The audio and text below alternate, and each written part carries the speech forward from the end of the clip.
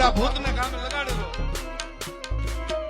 હડફાર દે અને માએ એ બાબરા ભૂતને કામે લગાડ્યો અને ગુજરાતનો લગભગ હું જ્યાં સુધી જાણું છું ત્યાં સુધી સૌથી મોટું જો ગરાસિયાનું કોઈ રજવાડું હોય તો 2300 ગામના તોરણ બાંધ્યા હતા. એક રાતમાં 2300 ગામના તોરણ બાંધ્યા હતા. ઈ આ ઝાલાઓ છે.